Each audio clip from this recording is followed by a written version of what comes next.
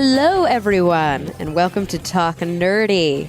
Today is Monday, September 24th, 2018, and I'm the host of the show, Cara Santa Maria, and as often, not always, not even usually, but oftenly, not a word, I am recording this intro from a quaint hotel room, and hopefully the audio quality is A-okay, because I am excited to announce this week's guest. But before I do, I want to thank those of you who are making Talk Nerdy possible. Wow, this is what I get for recording these intros so late at night. I want to thank those of you who continue to help out with the show. Remember, this really is a joint effort amongst all of us. I, produce and host the show. I book the guests and all that, but I have so much help from my incredible assistant, Noelle Dilworth, from the incredible team at Pro Podcast Solutions that helps me edit the show every week, and also from all of the feedback and the insights and the recommendations and like the words of encouragement from all of you out there in the podcast verse, coining that one. Of course, there are many ways to support the show. Honestly, the most important way is to share it with your friends and your family, rate and review it, get people talking about it, turn people onto it, see if they want to give it a listen. That's what matters most. But you can also support the show by, being a patron of the show. And the best way to do that is to visit patreon.com/talknerdy. You can pledge as little as 50 cents, maybe $1 an episode. It really does go an awfully long way. And the top patrons this week include Rob Schreck, Timothy Glover, Pedro M. Rosario Barbosa, Phil T. Bear, The Zombie Drummer, David J. E. Smith, Jeffrey Perez, Charles Payette, Jafe, Gabriel Felipe Jaramillo Gonzalez, Brian Holden, and Jeffrey Sewell. All right, guys. This week, I had the opportunity to connect with Dr. Kevin Hainline. He is a scientist doing some pretty cool stuff. There's a nice pause there for emphasis. He is actually now has recently moved to the Department of Astronomy at Steward University in Arizona, in Tucson, Arizona. And he is working on his postdoc doing research involved with the JWST NIRCam. Now, he's going to explain why we're calling it the JWST during the show, but you've probably heard of it as the James Webb Space Telescope. He's also super interested in galaxies, black holes, other cool things that happen in space, and we're going to talk about some of them right now. So without any further ado, here he is, Dr. Kevin Hainline. Well, Kevin, thank you so much for joining me today. Thank you for having me. This is really exciting.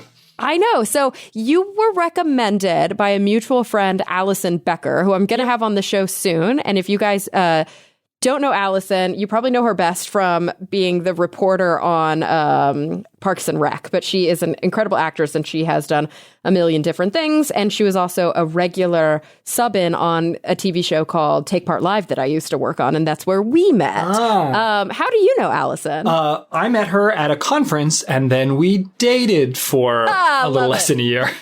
Nice. Yeah.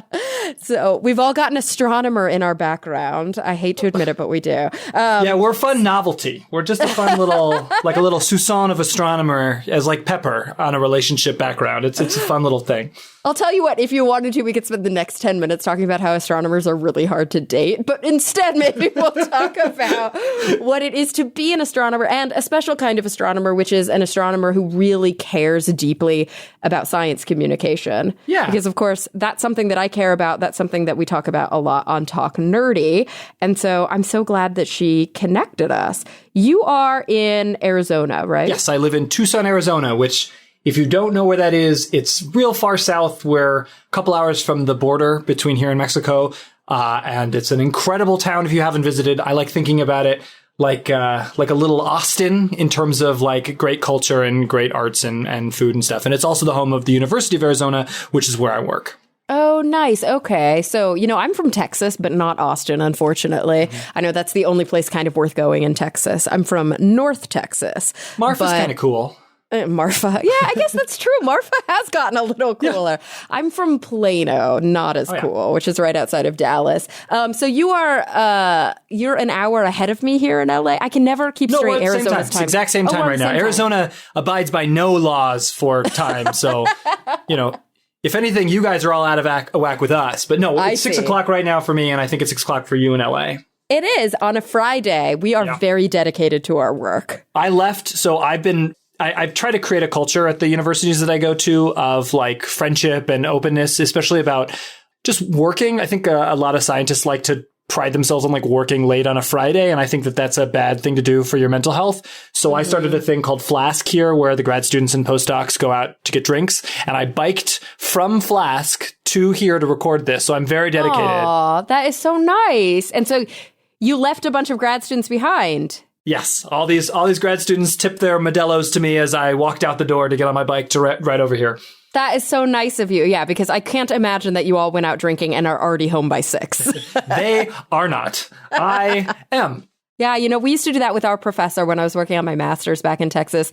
We all went out on Friday nights for a Friday night lab meeting at Cool Beans, which was a bar in Denton, Texas, where I went to school. And I love the weather. That's something I miss about Texas. One of the only things I miss about Texas. Yeah, like right now we're getting the monsoon season, which when I've gone through Texas, I've seen that they've had a very similar, like that kind of crazy thunderstorm that just rolls through. And that's what's happening here in Tucson. In fact, it's got clouds and like I wouldn't be surprised if we had a little bit of a thunderstorm tonight. And it's my favorite. Like it's my favorite way to end a hot summer is through this incredible weather. And it's beautiful. The lightning storms are so beautiful. Yes. Yeah, it never rains here in LA. I don't remember what rain looks like. I got my PhD in UCLA and I'm from Orange County. So I know like the lack of weather in Southern California. It makes you soft, really. Oh, yeah. Oh, so you know what it's all about. So, but now that you're in Arizona, how long have you been there now? I've been here for 3 years. I'm working on a project so I'm a postdoctoral researcher. So I haven't yet become a professor. But I'm on a very interesting postdoc that most postdocs, I don't know if your listeners know the kind of weird waiting period that scientists have to go through these days before getting a professorship. Once they finish grad student life, they kind of get locked in a weird purgatory of postdoc research, which is both good and bad. This is my second postdoc. I had a postdoc at Dartmouth in New Hampshire, and that was for 3 years. And now I've just finished 3 years here. But it's a postdoc working on a space telescope, so it's kind of more open-ended. And so I'll probably be here a little bit longer, especially through the launch of the telescope. Oh, and so your interest is actually to end up at a university as a full-time professor. You don't want to be a staff scientist. I do not know. Right now I'm doing research science, but on the side, I've started doing a huge amount of science outreach, science communication, public speaking sort of things, stargazing things that have been really very instrumental in teaching me like what it is that I love about science. And research is fun and I'm really enjoying it. But like, I think that I have a different calling than just working at the university level. I think that really it would be way more fun to work in educating people, especially if I move back to some place like LA. There's a place in LA called 826 that is, this writing workshop. And I think that like something in that vein for science would be really amazing to essentially do science tutoring. But we can talk about that later. I don't think I want to be a professor, essentially, which maybe I shouldn't say on a big podcast. No, you absolutely should if that's how you feel. We talk a lot on the show about what it means, like what science communication means if that ends up being your career, whether you want to do it in an allied way with your research, staying in academia, whether you want to go into journalism. There's a lot of different outlets, whether you want to be a freelancer and kind of what the honest hurdles are going to be, but also what kinds of like really great freedoms come along with that. But I also love to talk about the fact that like being a professor is not the only option that you have in front of you if you get a PhD. No, this is something I think a lot about, and I have since I graduated. I graduated from UCLA in 2012, got my PhD through someone who is incredible scientist. But she's an incredible scientist who always wanted to be a researcher. And so she went and this is what she wanted. And then now she has it. And so when I was like looking at career options, there was just not a lot of like, she didn't have a huge amount of advice because she had been locked on this like rocket ship to the position she is in now. And she's one of the greatest scientists I've ever worked with. But like, I didn't want to be that because I'm not up for that amount of like, hard work and stress that she goes through. And like, I also felt like my calling was somewhere else. But when you talk to people who are above you, your mentors, often they won't have an idea because they are people who wanted something and then got it. And so like, it's rare that someone like waffled a little bit, especially because at major R1, what we call R1 research institutes, like they are the best of the best who like had like 3 or 4 different offers from major universities and had to choose one. And they got this plum, awesome, super good job and are working really hard at it. But they have no advice for someone who's like not at their level of like intensity for science and for science research. It really is like a sampling bias, right? Because it's like, wait, my own advisor who is supposed to help me make these kinds of decisions by virtue of who they are would never be in a position to make those decisions because they went straight through and didn't stop. I see that a lot with my friend. I have a lot of friends here in LA who are PhD graduates of Caltech. Yep. And Caltech ruined them for science. You know what I mean? And science, they love science. And like a lot of my friends were in this like nerdy group that we've branded called the Nerd Brigade. And we all like work in science communication in one way or another. And a lot of them went to Caltech and got PhDs there and like have absolutely no interest in doing anything in academia ever again. Yeah. But it's hard because there's very few mentors in the like, what about the alternative career space? And so that's where I think podcasting, television programming, these kinds of conversations are actually really important because, I'll hear from people who listen to the show sometimes. Sometimes they say listening to your show motivated me to go back to school, which is like, oh my gosh, tears in my eyes. I'm so excited. And sometimes they say it motivated me to switch careers. And I'm like, oh my gosh, tears in my eyes. I'm so excited. That's great. That's really important. Like both of those things are good. Yeah. Congratulations. And so it's really cool to see that you are actively working. You're a working scientist right now. You're a postdoctoral researcher. And, you may stick it out. You may not. You're kind of in that place where you're trying to figure it out. But before we talk about all the good SciComm, because, that's honestly my favorite part, let's talk a little bit about the active research you do. You work on James Webb, don't you? So I work on James Webb, yes. One of the grad students told me that I should refer to it as JWST. Because of the politics behind Mr. Webb. Yeah, James Webb is a human being, So there's a longer story and a longer dialogue that I think should be had about naming it after this guy who may have had some personal politics that I don't quite agree with. But the progress, the telescope I work on, JWST, is NASA's next flagship, large, expensive mission that will be like kind of the cousin of Hubble, which is, like it now coming on 20 years of flight.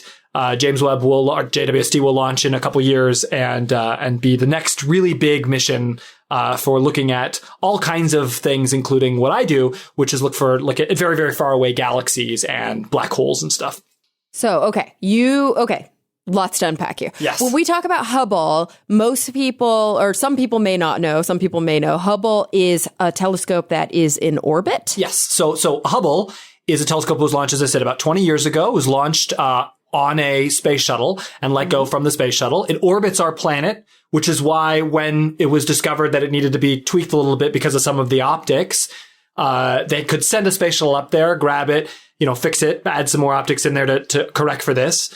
And then years later, they would go and do another servicing mission to go and replace instruments on there as well. And so it's in orbit around our planet. And so that's why when you apply for time on a telescope like Hubble, most telescopes here on the planet, you apply for nights. But with Hubble, you apply for orbits, which is kind of a cute way of them delineating time as it orbits our planet.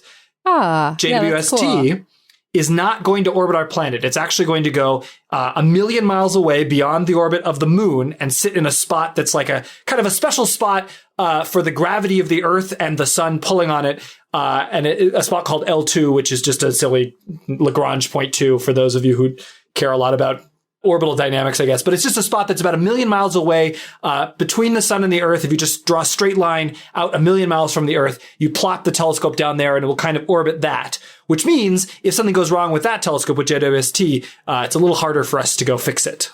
Yeah. So when things went wrong with the Hubble telescope, people did go, like astronauts would go and service it. Yep. There's There's these wonderful pictures of astronauts out there capturing it with, using, using space shuttle, and I think the Canadarm, which is the thing, to grab it, to hold onto it. And it's a pretty cool thing that it was able to do that. In fact, I think that the start of the film Gravity is like Sandra Bullock fixing Hubble, and so I think it's like a very, like, it's a thing that we've done enough to be put into a movie. But JWST can't sit as close to the Earth as Hubble does by virtue of the fact that it doesn't operate at the same wavelength range as Hubble. So Hubble is a 2.4 meter, Hubble the size of Hubble, for those of you in the audience, if you want to get an idea of how big a space telescope is, Hubble's about the size of a bus. And so its mirror is 2.4 meters, which means it's a little taller than the average person if you were to like put it on its side. Wait. I have to think about this for a second. So I have a Celestron Next Star 8. So it's a Schmidt-Cassegrain telescope that's got an 8-inch whatever. And I can see galaxies with this thing if it's dark enough outside. Like I pretty can nearby see galaxies. Stuff. Yeah, I can see stuff that's really far away. I can see like all the Messier objects. Like, it's amazing. And you're talking Hubble's is how big? 2.4 meters. Yeah, that's a big difference. And with telescopes, like bigger is way better because and it goes like not just like linearly where like, oh, you're going from 8 inches to 2.4 meters is, you multiply the sizes. No, it's a square because it's an area. It's a collecting area. So you got to think about a telescope as a big light bucket, like hoping to capture just light that's streaming through the universe. And if you have a bigger bucket, you're going to capture more light. And so Hubble was profoundly good at capturing like very, very far away light. And so it is the tool that we most rely on for finding the farthest galaxies. There's a lot of things Hubble did really well, but one of the things was because it was such a large mirror in space where it didn't have the atmosphere to kind of blur things out, it was one of our primary methods for finding incredibly faint, distant galaxies. Okay. And so for researchers who study Hubble images or Hubble data, they're looking at individual points of light kind of, or clusters of light that are really far away. But for people, like everyday people who like to enjoy the pretty pictures, like pretty much every beautiful image that we're used to seeing that's not of Earth, I shouldn't say pretty much, but a lot of them are thanks to Hubble, aren't they? Yeah. Most of the things you see printed on yoga pants these days from space, that's a Hubble image. Hubble, we love those nebula and all those galaxies. And those are all mostly things in our own galaxy. Like Hubble was amazing at taking these pictures of essentially fluorescing gas nebulae around baby stars, or like the remnants of a star that has died and has lit up the cloud of gas around it or exploded at some point and lit up the gas around it. And those are the most of what people think about when they think about Hubble images are these incredible pictures of things within our own galaxy that are these gorgeous gas clouds lit up by some, stellar light source. But what people have also, I think a lot of people have seen is that Hubble took one of the more famous Hubble pictures, this thing called the Hubble Deep Field, which is where essentially this one tiny patch of sky was just hammered away with Hubble, using a bunch of the instruments on Hubble. And like just to really, really get the faintest farther away galaxies. And it was like essentially, we call it like a pencil beam, this like tiny region that was just incredibly far away. And that image, I think, is really iconic of Hubble's mission as well, because it was an image that only really could be taken with the clarity and depth with the Hubble Space Telescope. And so this is the image that like everybody has as their background on their computer. It's the black background with all these little spots of light that almost look like stars. But if you look more clearly, you'll see that some of them are spiral shaped. That's I show it and I tell everyone that if it has spikes, it's a star. And there's like 2 stars in the image. The field was chosen to be relatively free of stars along that path through our galaxy. But everything else is a galaxy, which means everything else is, 100 billion stars, 10 billion stars, all in one little smudge that you can kind of put your thumb in front of one and be like, I'm covering 100 billion stars. I'm covering 100 billion stars. Galaxies that stretch back between like local E all the way back to the farthest things we've ever seen. Oh my gosh. And so, and to be clear, when you say like there's two stars in the image, you don't mean that there are only two stars. You mean there are two stars that are close enough to us, that they're in between us and all these beautiful galaxies that are far away. What I mean is two individual stars, not stars that are inside of a galaxy. Yeah. Like, because when you see stars in any astronomy image, like individual stars, those are all not only stars in our own galaxy, but generally stars that are relatively nearby in our galaxy, like they're our kind of little in the neighborhood. way. It's so hard to make sense of depth when we look at an image like this. Yeah. And I'm going to get crazier because we haven't even talked about JWST and what I'm working on, which is the next generation of that exact image. And is that because Hubble gonna die at some point? Well, so actually the thing about Hubble is that Hubble is right now limited mostly budgetarily. Like, this is the thing where people who are listening, you should appreciate NASA, and you should appreciate NASA to the point where you vote and look for NASA funding in the people you vote for, because NASA right now is operating on a shoestring of the United States government budget, and NASA's budget has some money allocated for Hubble servicing and Hubble, mission support. And that is what keeps Hubble, going as a research tool. And the thing about what I'm working on now, JWST, is that that is not going to replace Hubble. It's going to essentially work with Hubble, and there will still be a need for Hubble while JWST is being, used. So it will at some point die, it will be needed to bring it into orbit. And it'll probably unless we have some plan that I've not ever heard of to go collect it and bring it into the future Smithsonian, it probably is going to be a controlled re-entry into the planet. But that's not on the docket right now. Mostly we have funding through the launch of JWST and a little bit further for Hubble. And so that's going to be really exciting because of the fact that Hubble operates at a wavelength range that is not done in space. It operates from the ultraviolet through a little bit into the infrared, ultraviolet, optical, infrared of light, the wavelengths of light that we can see with our eyes, and a little bit shorter wavelength in the ultraviolet, the UV, and a little bit longer into the infrared. But that no one operates in the ultraviolet, in space like Hubble does. And so Hubble is an amazing niche right now, and it's still very useful, and still people propose for it. One of my colleagues, we just put in a Hubble proposal and got time. I was just talking with grad students about them putting in Hubble proposals and getting Hubble time. It's still in use and still one of the cutting edge instruments, even though it's 20 years old. Amazing. And so the issue here is that JWST is not a redundant Hubble. It's offering something completely different and slightly more, I guess, I don't want to say more intense, but you're able to do a little more with it because it's much further away. Well, what it is, it's not that it's further away. It's that James Webb, or JWST, operates in the infrared. Gotcha. It's an infrared telescope. And so it starts essentially where Hubble kind of falls off. And so it operates well outside of all of the images that you will eventually see with JWST are not things that our eyes could see. They're infrared light from various sources. And that comes into play in a bunch of different, really incredible ways. Infrared light is important within our own galaxy because there is a lot of dust in our galaxy, and certain wavelengths of infrared light just pass right through dust. So if you care about things that are shrouded in dusty cocoons, like early star birth, and you want to see stars right as they're being born, but Hubble wasn't able to because it couldn't see through the dust, JWST will be able to see through that, which is really cool.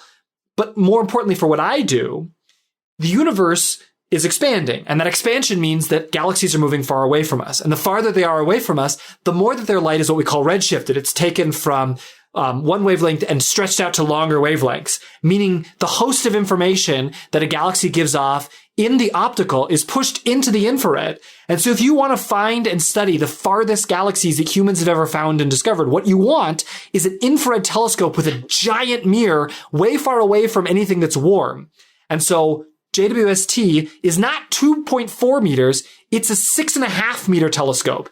Wow. Its mirror is a little bit longer than if you had a giraffe standing up. The mirror is a little taller than a standard giraffe. Wow. It's enormous gold-plated 18 hexagonal mirror segment mirror that is going to be sitting in space with 4 infrared instruments essentially primed to take what Hubble did for that incredibly deep image and do it better and deeper with a better resolution. It is like a giant light bucket that makes your celestron look naive. Well, I'm sure it costs a hell of a lot more than my celestron. That is an aspect of this that we can talk about. But and so this is, some people may have even seen images of this when they were, reading articles about it or searching online. It looks like a giant, beehive. Yeah, it's a big old honeycomb structure. Yes. It's got these big, gorgeous, it almost looks like foil, like you said, like gold. Yeah, it is gold plated just on the surface, a tiny amount of gold, like if you took all the gold and put it, it'd be like a little ball that you could hold in your hand, essentially. A tiny thin layer of gold that's sprayed on there that is really good at reflecting the infrared light. The thing about large mirrors is there are not a lot of places that, there's a couple reasons why you wouldn't want we don't put large mirrors on telescopes anymore. One, there are not a lot of places that can mill large mirrors. There's a place actually here in Tucson underneath the football stadium. There's a mirror lab that grinds large 6 to 8 meter mirrors, but it's very relatively rare because if you screw up a mirror like that, it's back to the draw, you have to redo it. You got to get these things perfectly ground.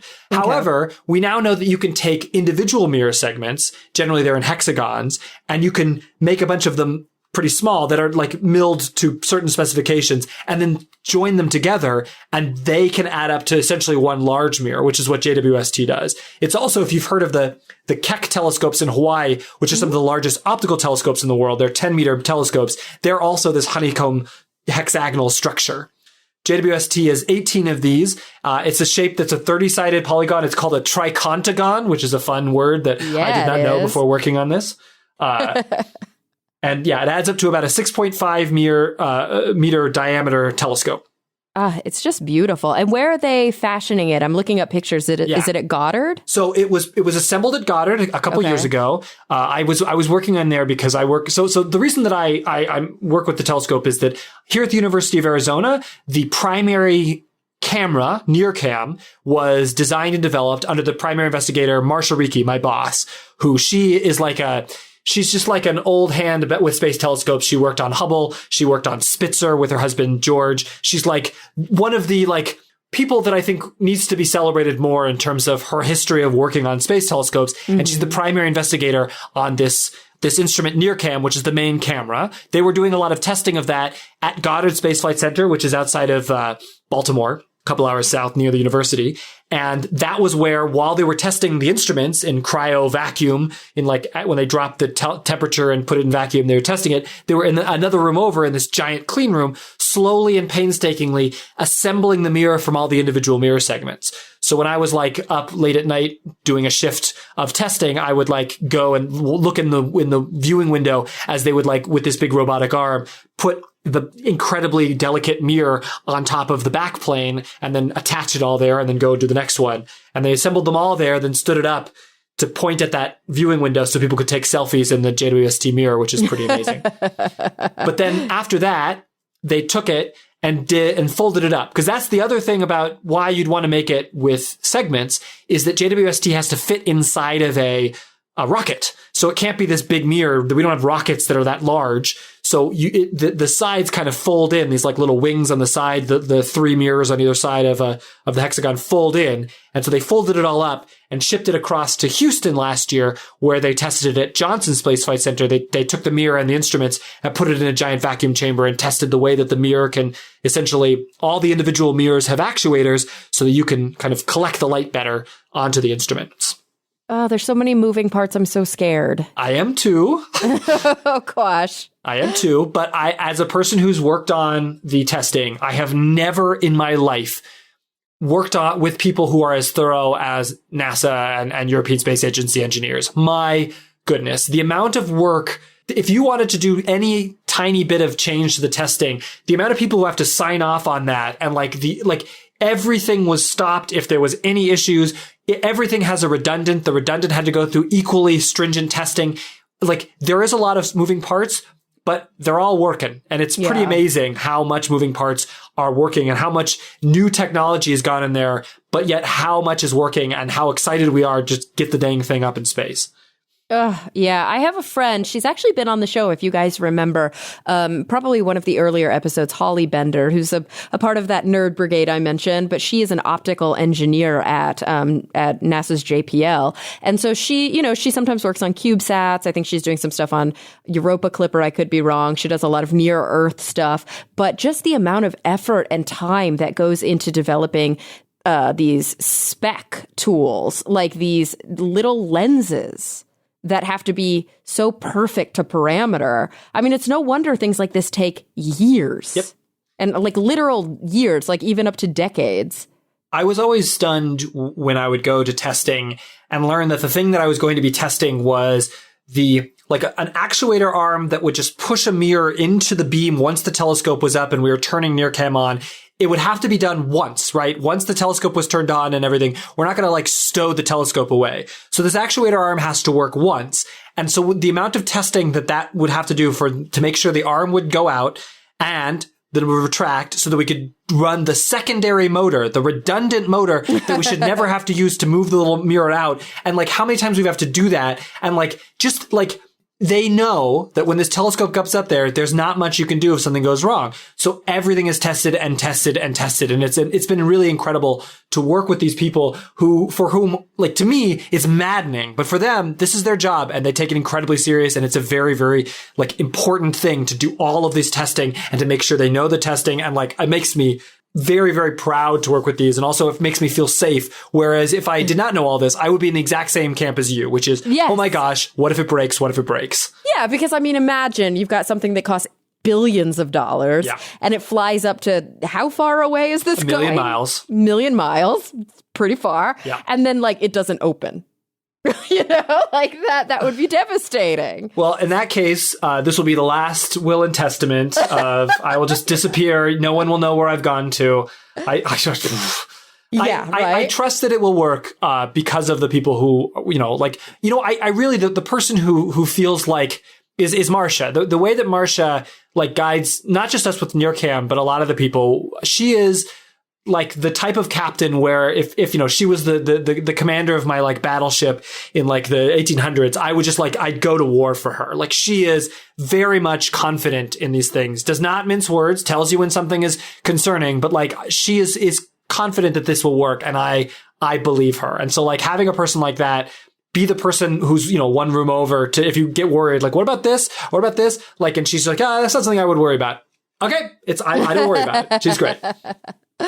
And so the thing is, doing research on JWST or the work that you're doing, this is something that hasn't even launched yet. Yeah. So that's what's been really fun about this job is that what we're doing is we're essentially planning. I like to talk about it when you build a space telescope instrument, like we've done here at the University of Arizona, you are given a certain amount of time. We are gifted some large number of hours in the early cycles of the telescope. And that time is guaranteed. We don't have to propose for it. It's guaranteed hours to do with as we want.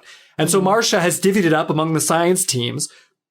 And we created a survey that is when the telescope launches, we will look at essentially the same region that Hubble looked at, this deep field, but we'll look at it and tile it with a larger area and to a much deeper depth.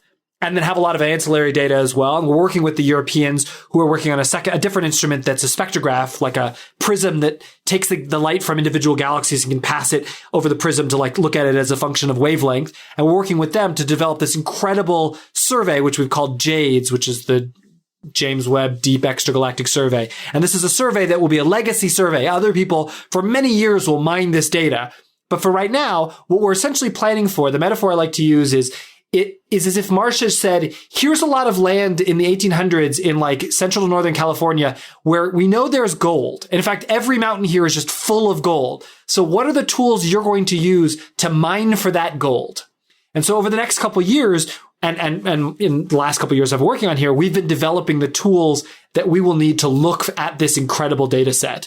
And the problem is we are limited to what we know from what Hubble did and what ground-based telescopes have done. And JWST will open up such new avenues of types of galaxies and distances and shape. We have no idea. So me and one of my colleagues, another astronomer named Christina Williams, along with some of the European colleagues, we developed essentially like a fake catalog of galaxies, a mock catalog, like a fake universe that where we extrapolate a lot of what we know out into weird ways to essentially say, okay, we don't have our real catalog, so let's make a fake catalog that we think maybe, in fact, we're hoping it's not anything like what we actually get, because that's where science, it gets fun. Let's make this fake universe so we can make fake images and then see if we can take those fake images and use our tools to recover properties of galaxies to see how well we do. And so over the last year, we finished this earlier this year, this fake tool, published it. And now I've been using the fake, images to try and see how well we can look at those images of galaxies and figure out how far away they are, which is like essentially saying, how is it that someone can look at the data from JWST and say, this is the farthest galaxy humans have ever found? I'm working on that problem right now, which is really exciting and also terrifying.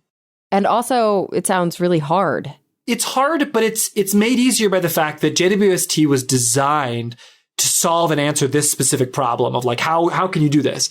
Okay. Like, and there's many tools that have been developed that I'm using, but also like, I'm developing my own tools as well to integrate with that, where we can do this like with a high scale, like, like where we're confident in our results essentially. And like, it's hard from images, but it's a thing where I am confident that we will find galaxies that Hubble would never like be able to see, galaxies, not just that are close by and very faint, but also those incredibly far away things because of the fact that JWST is an infrared telescope. And it's been really exciting. And to think about like the moment a couple of years down the line where we actually put this into practice, where I'm not just working on a fake galaxy set of galaxy images, but instead I've actually got these data. And for like one moment, I'll be looking at my computer and I'll be like, oh, there it is. That is the farthest galaxy humans have ever found. And like for just one moment, I'll like see how, Kevin Hainline has pushed the frontiers of science that tiny little bit. And then I have to email all the team and say, okay, here's our candidates. And now everyone double check to make sure I'm not a complete idiot. And then, and then we try and quickly publish these things. But like for a little bit moment, they'll be like, years of effort will pay off in this like incredible little moment of like, oh my gosh, this is it. Yeah, no one's ever seen this before. Yeah, 13.3 billion years of light traveling through space, slowly, painstakingly to get caught by this one telescope in this one moment so that we can go, there it is. That's the farthest galaxy we've ever seen right there. That's so cool. I'm really excited. Oh my gosh. Yeah. I mean, just the idea as a scientist, right? I think it's kind of the dream that every scientist has deep down, to behold something, to experience something that nobody has ever beholden or experienced before. I mean, that's really the fundamental drive of kind of the explorer spirit, isn't it? When I work with grad students and undergraduates, I like to really take a moment, because I think scientists like get into a mindset of like, I don't need that's not like, I just want to keep going. What's the next project? What's the next? And I like really take a moment with undergraduates and grad students that I work with. I stop them when they've made a little discovery, no matter how like little. Like I was working with this undergraduate a couple of years ago, and there was a moment that he sent an email being like, okay, I reduced these data and I think this is this type of object. And I had to like email him back. I was like, Raphael, you just discovered your first black hole. Before you did this work right here, no one knew that this was a black hole in this galaxy, and now they do.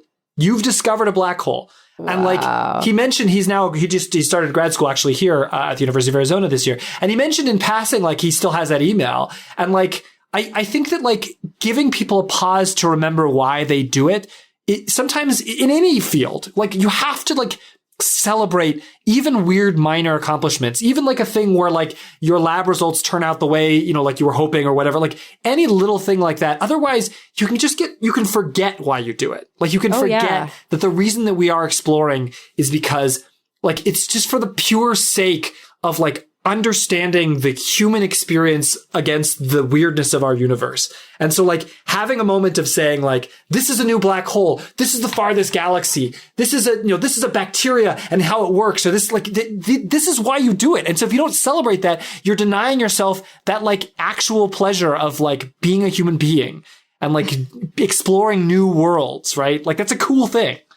I love too that sort of in this weird esoteric space, which is science, which a lot of people don't realize. I mean, it feels esoteric historically, the way that we've kept it very separate. And that's something going back to SciComm, something that we're all actively trying to break those barriers. But I love how it's like some small minor thing like discovering a new black hole. Yeah. And it's like, his Twitter, his Twitter just says like, I discovered a black hole. Yeah. Like that's like and his you bio. should. You should. Exactly. Exactly. It frustrates me a lot, speaking of science communication, that we make science so esoteric. We really otherize science for people. We like when you go to like planetarium shows and like you hear people talk about science with this like big booming voice. Yeah. Like the universe is billions of years old. And you're like, what people tell me all the time when they talk to me about astronomy is that they feel small. They go,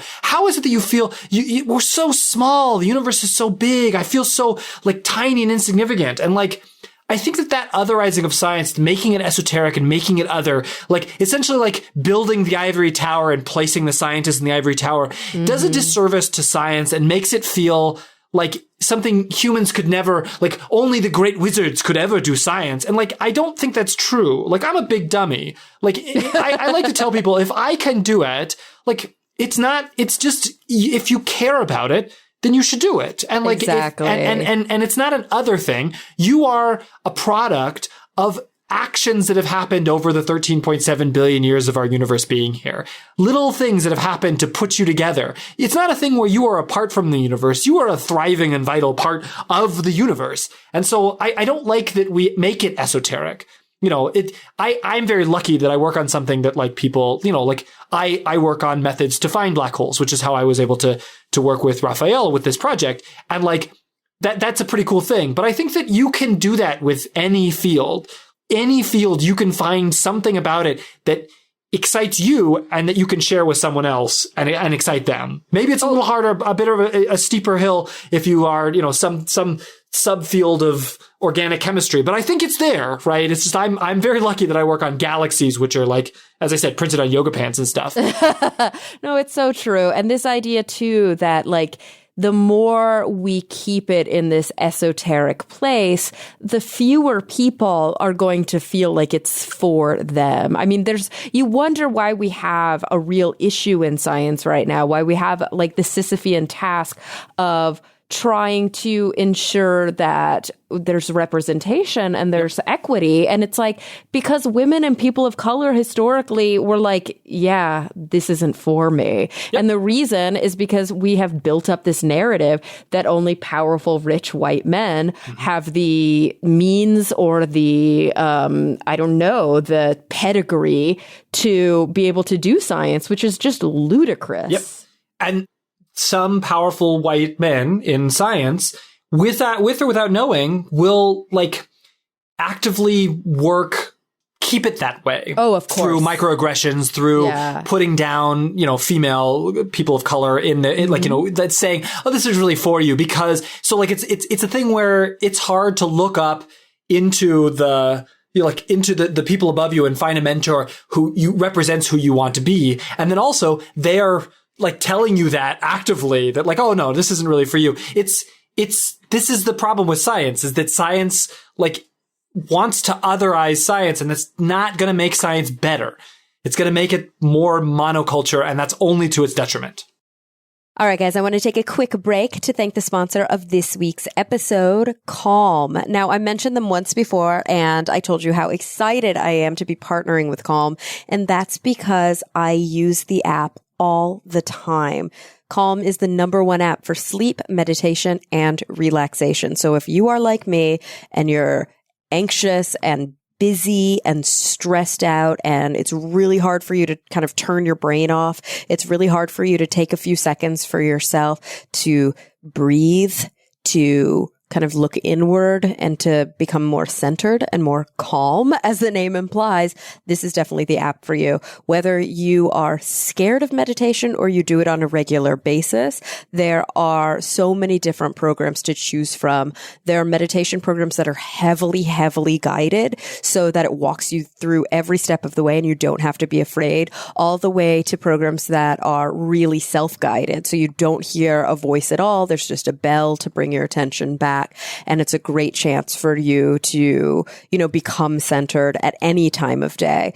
I love that there are also incredible sleep programs, and more than that, more than sleep meditation and sleep stories, which are like bedtime stories for grown-ups, they also have a great selection of music, everything from focus music to energizing music to sleep music. And I've got to be honest, I fall asleep listening to Calm basically every night, and I do at least one meditation session a day. I'm very proud of myself. And you can be proud of yourself too, because for a limited time, you guys get 25% off of a Calm premium subscription if you go to calm.com/nerdy. This includes unlimited access to all of Calm's incredible content.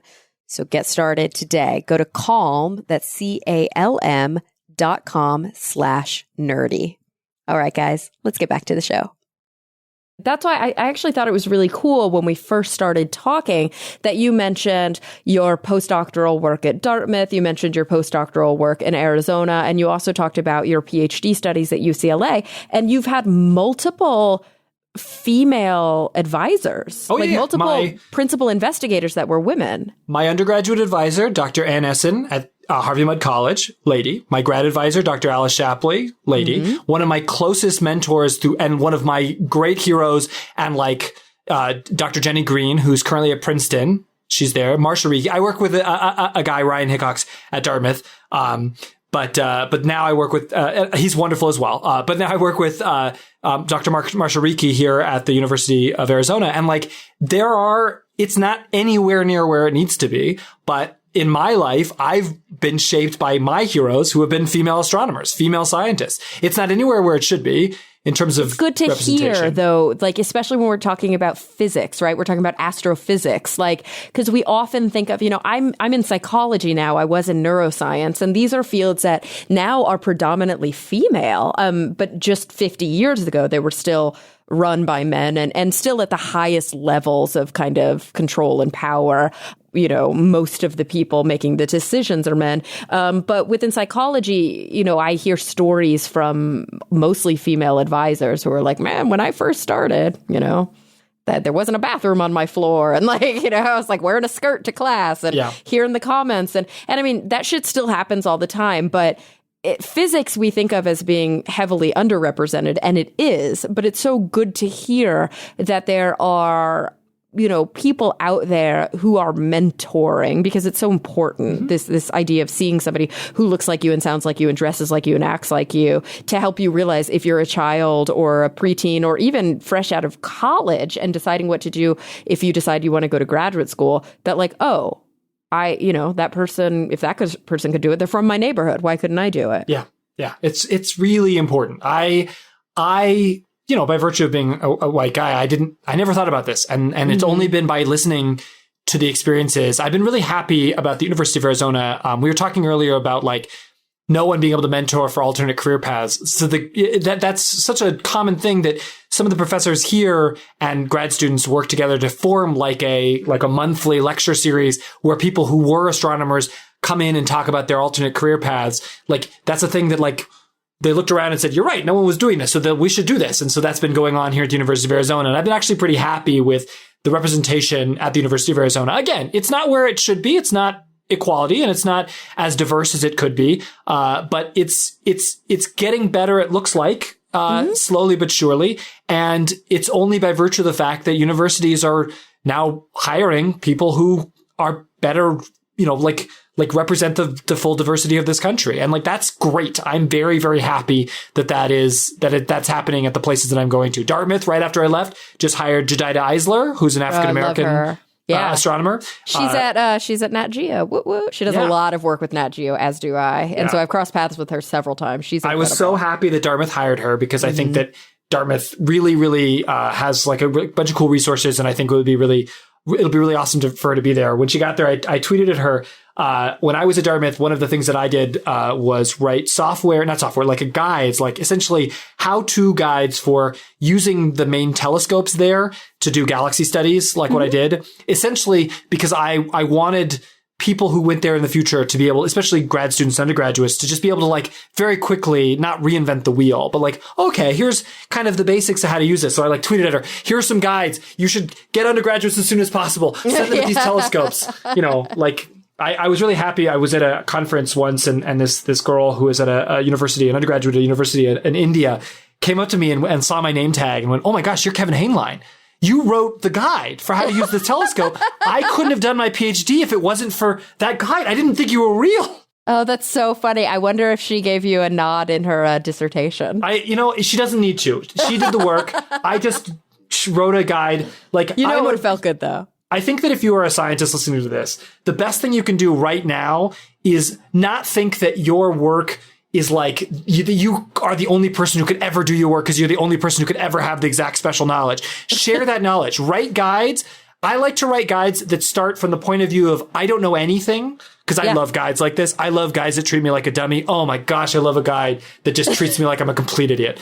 And I write guides that are like, okay, let's say you don't know anything about Linux. Let's just start from there. Here's how to do this and this. And the next thing you know, it's getting you to, okay, here's why we're doing this. And like essentially because I needed that when I was in grad school for so many things. We all do. Kevin, you'd be so proud. My master's thesis, I worked in a neuroscience laboratory and we studied all sorts of different things, but we used a special technique where we cultured brain tissue from fetal mice. Okay. And it was, from different regions of the mouse brain. And we would culture the tissue. We would do this thing where we could dissociate all the individual cells and then regrow them on these glass plates that had little electrodes sort of etched into them. So that way we could record from 64 channels at once. Instead of just patch clamping where you're looking at one cell, we could look at the interaction of many cells in a network. Ooh, that's cool. Very cool. And so, I was really interested in brain damage and I was trying to do a model of brain damage and I kept breaking the glass slide. It just wasn't working. And I was like, but I'm not really that into neurochemistry.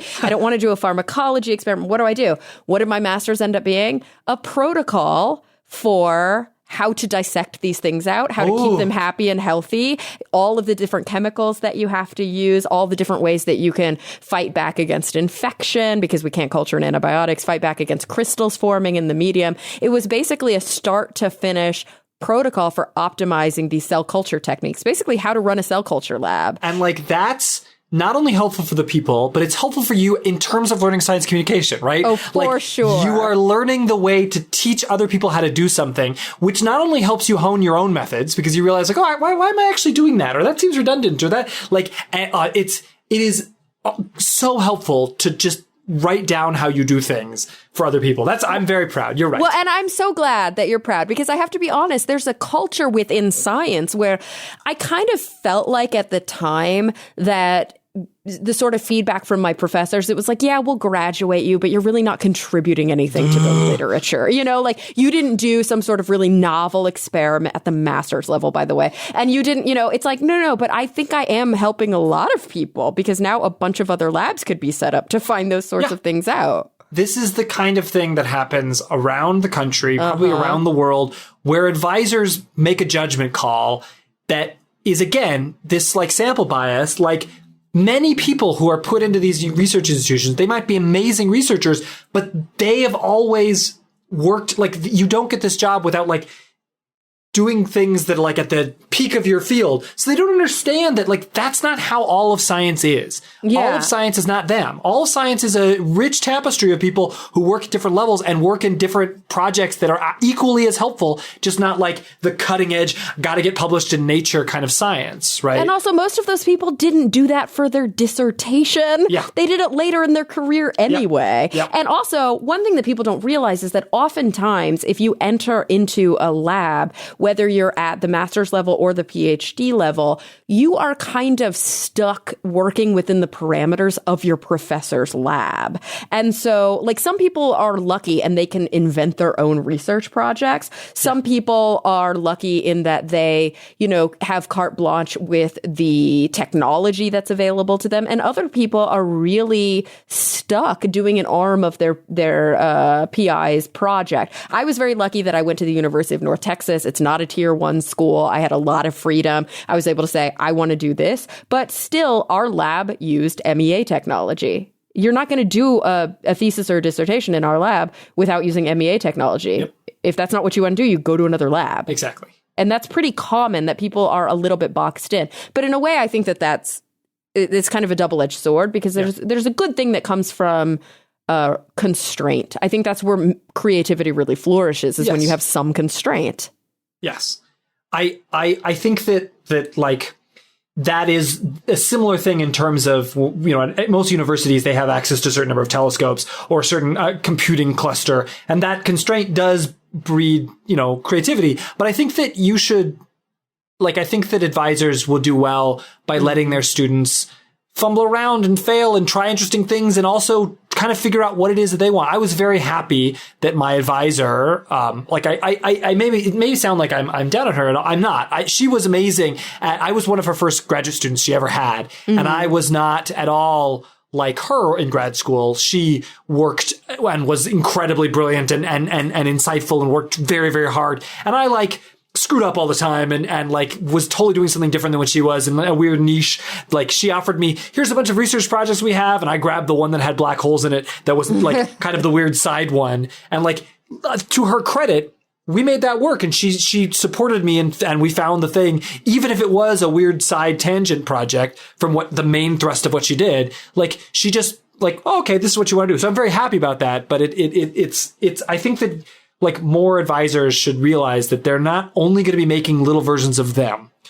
Oh, completely. And that sometimes in science, things don't turn out the way we expect. And I think there's a lot of real difficulty with this scientific notion that, we want to be purists and think, oh, in science, you observe and you see trends, and then you formulate a hypothesis, and then you do null hypothesis testing, and ultimately, you're going to have a great finding, and you're, like you said, going to publish in Nature or Science. But a lot of times you are doing these investigations and they don't work, and they don't work, and they don't work. And unfortunately, many grad students are thrown into this position where until something works, they can't publish and they can't graduate. Yep. And it's no, let them publish their negative results. That's valuable. Yep. Especially astronomy's a little lucky because we can do a lot of these negative results can prove to be really good, limits, essentially. We know that this type of object can't exist in this density because we would have seen it in our, sample. And so it's a little bit better, but it's still it's rough that sometimes you can spend, years and your results come back and you realize actually we didn't find the thing we did. And it is valuable to still publish those things because, as you said, I would go so far as to say that I think the vast majority of science is failures, is a thing where you just hope for something and you screw it up. My internal mantra all the time is everything is more complicated than you think it is going to be in every way, which means that you think oh, okay, science is going to be this. I'm going to discover this and we're going to be done. My thing of saying earlier, oh, at one point I'll go, that's the farthest thing we've ever, that's not actually going to happen. Here, listener, is what actually is going to happen. I'm going to see a little smudge and I'm going to go, okay, I'm maybe 10% sure that's a real galaxy, and I'm 5% sure that that's just a statistical fluctuation, and I'm 85% sure that I have no idea what it is at all, that it may just be a bad pixel.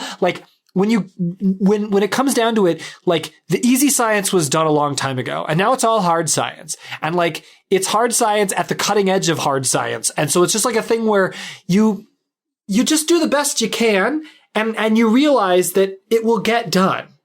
There are people who think science has to be done as quick as possible. And I think that that's true in some cases, I guess, but it'll get done. So just do it right. And know that it's probably going to be wrong in some ways, and someone will write a nasty, paragraph in a paper. As a person who's been the recipient of many a nasty paragraph in a paper, someone will just call you out and say, well, this is wrong and wrong and wrong. And you can just go, well, yeah, you're right. I thought it was this way. I'm wrong all the time. I'm a scientist. That's what we do. Professional wrong beers. It happened with BICEP too. We all remember this when we were first looking for not first, but when we were looking for gravitational waves. And I say we, I'm somehow a part of this. And the BICEP 2 findings, they were oh, we totally saw gravitational waves. And then later it was no crap, that was dust. But then only a year or two after that, LIGO was cha-ching, we found gravitational waves. So it's not it didn't happen. It's just there's stumbling blocks in the way. And I think publishing negative results is really important. There was a girl in my lab who was working on her PhD, and it was really frustrating for her because she was trying to figure out a way to freeze these cell plates so that we could use them as like biosensors. But it's really hard to freeze neurons, and it's really hard to freeze them in a pretty kind of, tenuous, I guess I could say, neuronal network. And they kept breaking, and she kept getting crystallization. And no matter what she would do for, what antifreeze she would use, it was really difficult.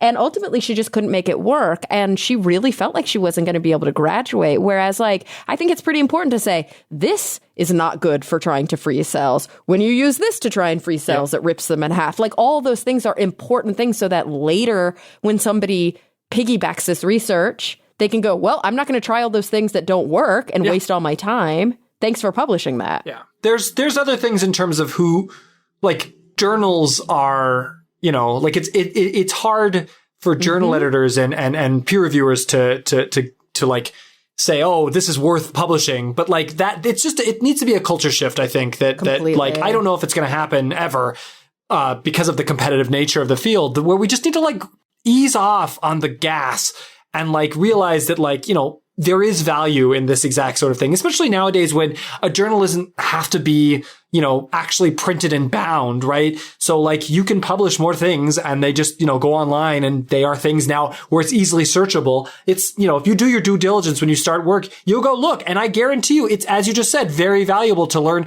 methods, what not to do, before starting it. That's worth publishing. That's worth being something out there for future generations of scientists. Well, in that way, I think that physics and computer science and mathematics are really ahead of the curve, because you guys publish in the archive all the time. Yeah. So you can just get your stuff online, whereas like psychology, biology, like medical journal, we're just so behind. Yeah. For those of you who don't know, there's in the past, before my time, when you publish a paper, you submit the paper to the journal gives you, assigns it to an editor, but there's like a long period of time between where you go back and forth. And in that period of time, if you're doing like cutting edge science, maybe you want other people to know about this object. And so in the past, you'd have to like print out what's called a preprint of the paper, the pre-published version, and then send it to all the people, like the actual physical copy to all the scientists who might possibly want to read it. But then, they've created a thing called the archive, ARXIV, which is like a preprint archive. It's like a place where now you can, before it's published,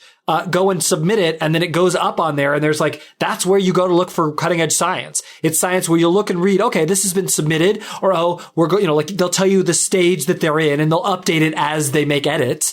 But like essentially you can get the cutting edge data, and you can get it quickly. And for some people who want to circumvent all of publishing in a journal at all, like if it's a small result, you can put out interesting ideas or astronomer telegrams or something that's like, here's just a commentary on something, and it goes out in a big mailing list every day. Oh, it's so cool. It's so helpful. I mean, I can't understand half of them, but it's great to have, and it's open access. Yep. So important. That's like a whole other conversation, isn't it? Well, Kevin, like we've been talking a lot about the JWST. We've been talking, you like that? Yes, sticking with the acronym. We've been, or is that an initialism? I always mix those two. It is an initialism because we don't pronounce it JWST.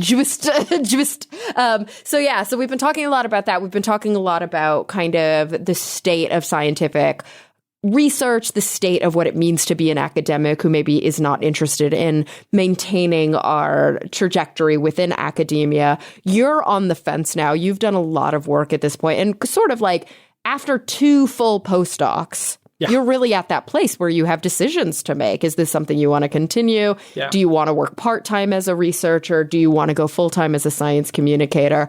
Like, what kinds of things are feeding into your decision-making? So, in the last couple of years, I mentioned that I met Allison at an event. I've been starting to do essentially astronomy talks at creative conferences. I started doing this at a conference that doesn't exist, called Unique Camp, which was in LA, which was like a weekend conference for people who are like, own their own business, or like, just like were artists of some nature. And like, essentially they wanted to go away and like really think about what it is to be creative and like get recharged. And so I would go out there and do night sky shows. But then I started realizing that like astronomy is a very cool tool to not just talk about like, here are facts you will forget in 10 minutes, but instead like, here's what it is to be a person and to be creative. And like astronomy has a lot to say about that. And so I started doing these talks, and these talks have like led to more talks and talks. Like I got back last week. I was in Barcelona where I was doing one of these. The weekend before I was in Utah doing one of these. And so it's a thing where I'm balancing doing my research with also developing my like communication through public speaking. And I just started a video series, that essentially distills these kind of into these short videos, this thing that I do. And like this sort of thing is just like been on the side. And then on top of that, I do a huge amount of education around the area here in Tucson, where like I am talking with school groups all the time and giving keynotes at middle school science fairs and stuff. Essentially, like I'm realizing that I love doing research, but man, there's just nothing like the thrill of like working with some people who've never really thought about astronomy in the way that you're teaching it to them. And suddenly they're like, oh, wow. I thought astronomy was something, I thought science was something that was like, I couldn't get it because I don't like math or I'm not very good at it. And actually, no, it's a thing that like, I was right is exciting. Like, I think people think, wow, astronomy is really exciting. And then when they go research, it's like, oh God, it's really tedious and boring. And there's aspects of it, but there's aspects of tedium and boredom and everything. Totally. And so like I've like realized that like, I am very enthusiastic, as you could probably tell, about science. I think it's great. I think it's a really cool tool we have to understand our place in the natural world. Like, it's like not perfect. There's many problems with science, but like I think when it's done correctly, it's an amazing tool. And I think that it's something that like it is curiosity, like with some rules. Mm-hmm. Science is and I think that we all have curiosity, and I really love giving someone a moment where they can like piggyback off of my enthusiasm for just a little bit, and their brain kind of opens up to the idea of like, oh my gosh, like I love showing people the Milky Way for the first time, and not just showing them the Milky Way as like, wow, it's really pretty, it looks like milk, but like that's the inside of our galaxy. It's like living inside a giant pancake of stars, and like they've never seen that, and they just like that moment of like their brain like changing perspective and thinking about it, like I live for that. That is so exciting. And so it only came by like by literally forcing myself not to just like do research and then, come home and then go do research. Like I had to like feed my soul in some other way. And this was the avenue that it's taken. And it's been so rewarding because it's like, I was just, I'm in talks to do this next year in LA, outside of LA, for a group of prison inmates, like people who've gotten out of prison and now are working to try to make sure that people don't commit crimes again, recidivism, like this anti-recidivism group. Like, and I'm really excited about being able to share this weird like scientific idea and some astronomy with that group, because like that's not a group that I think no scientists go talk with these groups, right? Like, I know, Like, what I'd love to be is just like a little science bomb that just falls into communities that never get science, to show them like, no, you can be as excited about this as anybody, right? Like, maybe it's not the thing. I don't want to make scientists of everybody. I just want you to think about science, because if you do that slowly but surely, you eventually, and enough people do that, you change the idea of science in this country, which, as you were hinting at earlier, is kind of in a weird down point. Oh gosh, to say the least. Yeah. I mean, and it's not just, you're right, it's coming from both sides now. What we see is that there are old school scientists who are like holding their death grip on trying to maintain this esoteric standing, this very kind of elitist standing. And then from the other side, you have sort of a weird political, I don't even know what this is, this like anti-intellectual movement that is trying to like denigrate academia in a weird way. That's like, we're not somehow not salt of the earth enough. And so it's tough, because then you've got people, like I said, from within the hollowed walls who are like, yeah, that sounds about right. We aren't salt of the earth. And it's like, no. It's tough. It's a really tough position, because ultimately, to exist in this century, you have to know something about how things work. You just can't get by if you're not savvy about like basic technology and, just basic scientific methodology. The problem is anti-science is getting to a point where people are being hurt by it. Oh, of course. There are people who, because of their fears about like vaccinations and things, like their anti-science takes on that, like people are being like impacted in ways that are not just like, okay, people think that the earth is flat, ha ha ha. Like that's really scary to me, that like anti-science like ideas and thinking like can lead to real ills, societal ills. Like, and so what my goal is to, when I talk to people, is to show that science is not about truth. It's not about things that are like, this is true, you have to believe this. Yeah. Science is about, here's what things, when we look at it, it says, here's what we're actually looking at this and doing research, and this is what it all looks like it says, and that's why we do this. It's not, we don't do this because like, you're wrong and I'm right and we win and you lose, but like, because like it looks like that when we have diseases, we have these vaccinations that actually do an amazing job to help save people's lives. Mm-hmm. And like, when science gets like heavily politicized, people take a side. And like, that's frustrating to me because it, as you said, we need to know something about the natural world, not just for ourselves, but for, society and culture on the whole. And we need to understand that like, that science is just something that we're born with because we're born curious beings. And so like, if we think of it like, it's not something that you can like believe in, it's something that's a part of you rather than like I think of science as, it's a part of the human experience and the part of human existence, not like a thing that white guys do to tell me when I'm wrong. Yeah, which is what you're right. That's how a lot of people think about it because that's how it's been positioned by us for so long. And we're not talking here about like arguments about epistemology. Like we're not talking about these sophisticated conversations about how do we know what we really know. We're talking about like flat out denialism, which is not even to that level. And it is dangerous. I mean, like I never plug this on the show and I don't know why, because it's my own damn show. So I'm going to plug it right now. But you guys know that I co-wrote a book with the hosts of my other show, The Skeptic's Guide to the Universe. It comes out in October, but you can pre-order it now, like anywhere there are books. And it's called The Skeptic's Guide to the Universe, How to Know What's Really Real in a World Increasingly Full of Fake. And really what it is about the scientific method. It's about what it means to be a skeptic. It's about understanding bias, confirmation, by all these different ways that our minds can play tricks on us. And we have a whole section to speak to what you were saying earlier called Death by Pseudoscience, where we see that people are actually being harmed, not just by global warming denialism, which is rampant, not just by vaccine denialism, which is rampant, but also by like these weird alternative approaches to healthcare that just because of a basic level of literacy that's missing within the public, people will make decisions that seem rationally like good decisions, which are ultimately actually very dangerous decisions. And it's just so sad.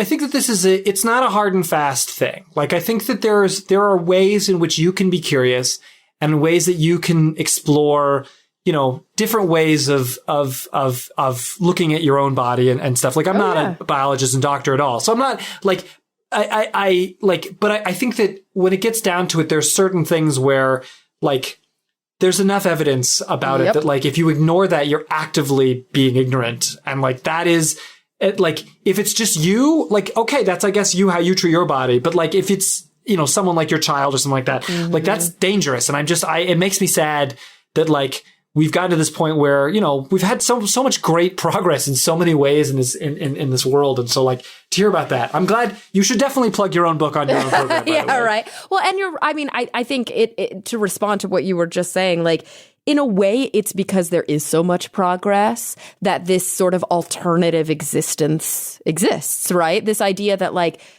the reason anti-vax is a thing is because young mothers and fathers have never seen polio. Like we have the luxury of not remembering why we need vaccines. And so in a way, like we should actually kind of be celebrating the fact that there is a weird anti-vax movement because it means, oh my gosh, we've come so far. But what I would hate to see is regression because of that. But anyway, we've gone so far off topic. Oh, I want more alsos. I love off topic. Keep going. Yeah, well, so like, there's just like, I think that the joy of the internet is that it has provided a way for like us to share information in a way that humans have never been able to. But I think that what that came with, it came so quickly that our ability to sift through that information and and think critically about this did not come in lockstep with the deluge of information. And so like books like yours, which try to teach critical thinking skills, or like, these are vital in this era. Like, it's vital to like arm people with the ability to look at the information that they get from the internet, from magazines, from their friends, and think, is this anecdotal? Does this make sense? Is this, like, cause that's where like that's where we get in trouble. And that's the other thing I want people to learn when I talk with them is I want them to get excited, but I want them to understand that science is about not knowing things as much as it's about knowing things. Yes. And it's about knowing the difference between the two and knowing how confident you are and knowing that like, it's not a thing where we go, this is the truth forever and it will always be the truth. It's, this is what I think it might be the case. And maybe next year someone says it's wrong. And like, that's a joy to be celebrated, not something where it's like, you were wrong last year and now, gotcha forever. You'll never work in this town again. Like, I would not be a scientist if if someone caught me on a mistake and then said, like, you don't get to work as a scientist anymore. Like, it's, what does your data say and how well can you support that? And then, okay. And that is critical thinking about the observations. And I think that you can extend that to everything. And we don't think about how to teach critical thinking as much as we should in this country. And like, I hope that people in this, if you're listening to this and you are an undergraduate and you see that there's a course at your college, there was one at UCLA that I was a TA for that's on critical thinking in science, take it. It will be so valuable. It's such an interesting subject to think about this. And you'll come out being such a pedant about articles. It's awful, but it's wonderful. Oh my gosh. I so agree with you. And I mean, the truth of the matter is like, fundamentally, we need to be more humble. I think that's what a lot of it comes down to. Like we've moved into a political era where like doubling down and not apologizing and not admitting our failures has become something that we celebrate.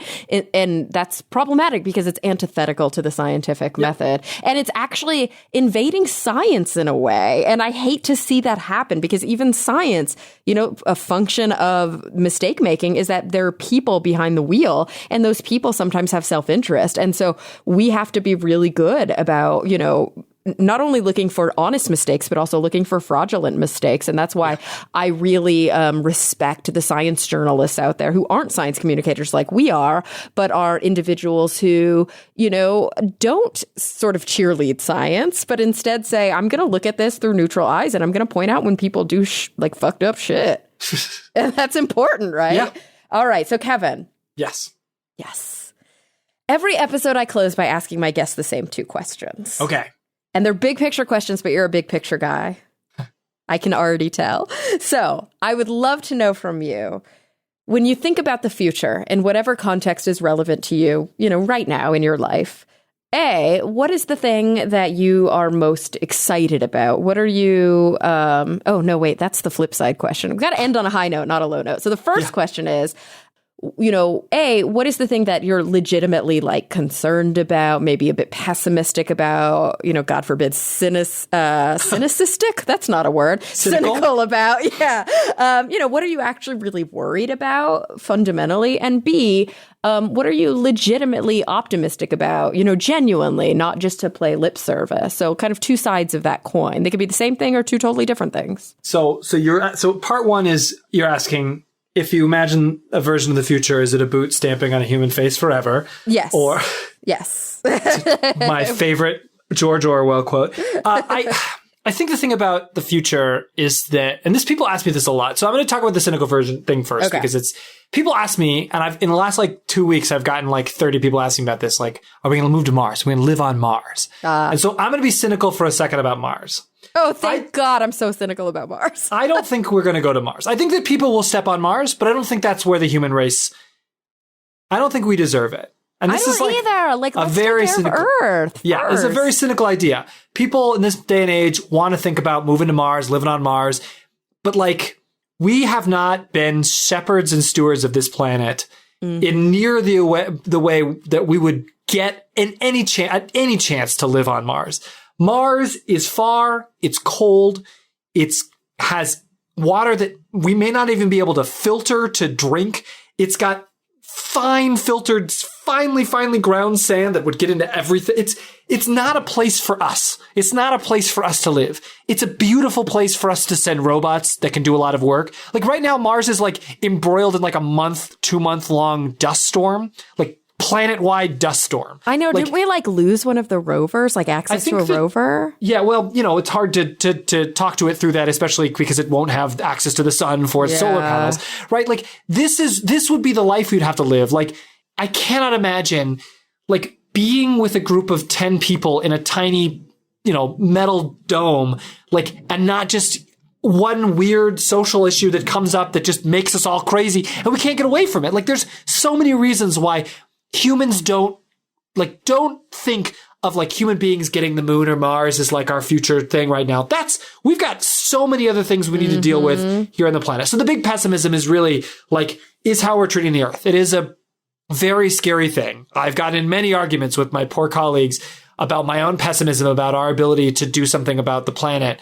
The author Kim Stanley Robinson, who wrote the Red Mars, Green Mars, Blue Mars books, wrote a book about like the future where Lower Manhattan is largely underwater, and like how that changes, global politics when the seat of like finance and power extends into the center of the country, more towards Denver because of all the flooding and like thinking about that, like not as like a hypothetical science fiction, but like, no, this is probably what's going to happen because of what we're doing to the Earth. That makes me very pessimistic. And that's really frustrating. That's fair. To be a person and to just watch this happen and to see that people like actively ignore it through ignorant means and like to just, so, I mean, I bet a lot of people probably give you that answer, but like from an astronomer who like has his head like firmly in the clouds, like 13.7 billion miles away, or, light years away. Like, it's just sad that like this beautiful, incredible gift we've been given, this planet, we don't deserve this planet to begin with. We're just, it's frustrating. Yeah. Now, optimistically, I think that what I'm very happy about, to get back to science and the demographics and makeup of science, I think that astronomy is trending towards good. There's many, many things that have happened in astronomy in the last couple of years that have kind of echoed world events, American global events as well. Like astronomy's had a Me Too movement, and that's been really a big deal. And like essentially the culture of astronomy, I'm like actively seeing change. I'm seeing professors taking interest. We got an email around the department about a diversity meeting that would be like a monthly or bi-weekly meeting to discuss issues of diversity in astronomy. I think that this discussion and this is happening across the country. And like, that makes me very hopeful about future generations of scientists, because it looks like scientists are doing the thing that you have to do, which is where they go, why isn't the culture changing? Oh, I guess it's because I have to do it myself. And essentially just pulling the science community along with it in astronomy. And like, I'm so happy that like just tonight, sitting around me at this, happy hour with these students, were happy, well-adjusted students of multiple ethnicities and genders. It was not just me and a bunch of white guys drinking beers. It was people like who represent a more diverse future of astronomy. And so what I'm excited about is the fact that the telescope I'm working on, I'll work on it for a bit, but it'll be in existence for a generation of astronomers that are just getting into astronomy, maybe in college and maybe in grad school.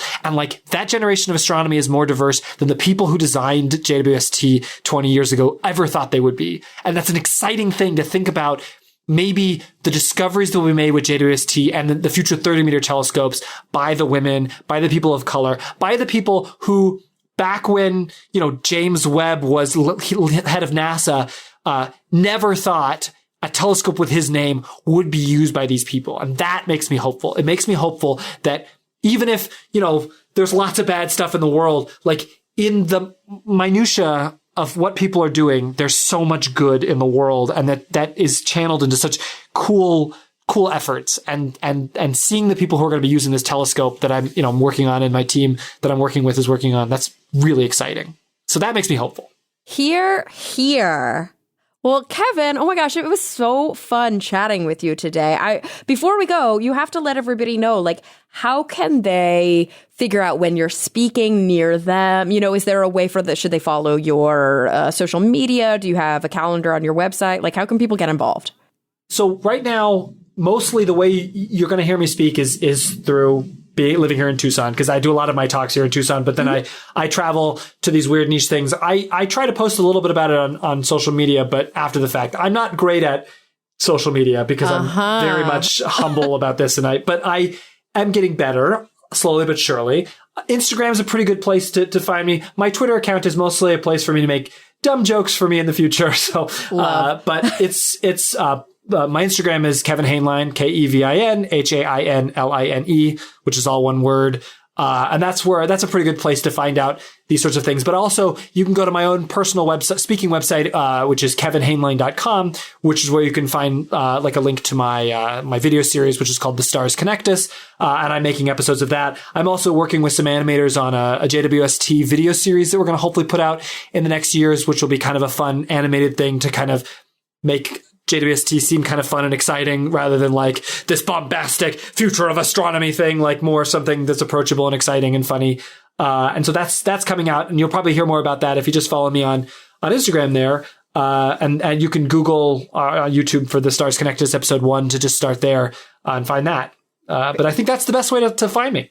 Awesome. Very cool. Well, Kevin, thank you so much for joining me. It really was a blast. This was fun. Thank you for having me. I know I talk quickly and I'm rambling and I'm a little sick, so I'm stuffy. It. Oh, no, I love it. It's like it takes so much pressure off of me.